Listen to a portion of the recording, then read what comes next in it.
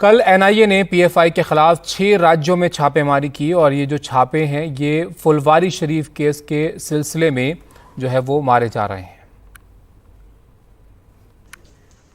मुंबई में रहने वाले अब्दुल वाहिद शेख के यहां सुबह सुबह एनआईए की टीम पहुंची। अब्दुल वाहिद हक ने कई घंटे तक दरवाजा नहीं खोला। अब्दुल वाहिद 2006 के रेलवे धमाकों के आरोप से मुक्त हो चुके हैं। उनका कहना है कि एटीएस ने उन्हें पहले गलत तरीके से फंसाया था, अब उन्हें गलत तरीके से पीएफआई के साथ भी जोड़ा जा रहा है। मेरे घर पर आए और उन्होंने जो है ज़ोर ज़ोर से दरवाजे को खटखटाया। आइडेंटिटी वो बता नहीं रहे थे, नोटिस वो दे नहीं रहे थे।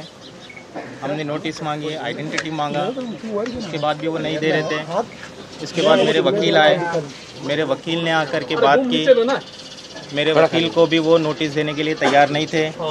बाद में उन्होंने कहा नोटिस हम लाते हैं। वो लोग नोटिस लाए लेकिन उसकी कॉपी नहीं दी, मेरी साइन ले ली। उन्होंने कहा कि हमें सिर्फ आपके घर की सर्चिंग करनी है। उसके बाद 5 से 6 घंटा मेरे घर की वो सर्चिंग करते रहे। बुधवार की सुबह एनआईए की टीमें महाराष्ट्र, उत्तर प्रदेश, बिहार, राजस्थान, तमिलनाडु और दिल्ली में पीएफआई से जुड़े लोगों के ठिकाने पर छापा मारने के लिए पहुंची। पीएफआई पर भारत विरोधी गतिविधियां चलाने का आरोप है। इसके अलावा पीएफआई पर खौफनाक आतंकी संगठनों के साथ सांठगांठ का भी आरोप है।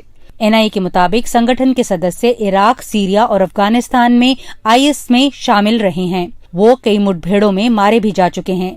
उनमें से कईयों की गिरफ्तारी भी हुई है। पीएफआई के कुछ फाउंडिंग मेंबर्स सिमी के नेता भी थे। इसके संबंध जमात उल मुजाहिदीन बांग्लादेश से भी थे। ये दोनों प्रतिबंधित संगठन हैं। दिलचस्प बात यह है कि ये छापामारी ऐसे समय हुई जब इजराइल के प्रधानमंत्री और अमेरिका के राष्ट्रपति ने ट्वीट कर हमास को आईसिस से ज्यादा खतरनाक बताया। सीरिया ने इनडायरेक्टली वॉर को ज्वाइन कर लिया है। ईरान मदद कर रहा है, ओमान कतर मदद कर रहा है, लेबनान मदद कर रहा है। और लेबनान से और सीरिया से और वेस्ट बैंक से तो इजराइल के खिलाफ कार्रवाई शुरू हो चुकी है। और अगर इजराइल ने ग्राउंड अटैक किया जैसे वो कह रहे हैं तो मेरे मुताबिक इजराइल के बहुत बड़े पैमाने पर नुकसान हो सकता है।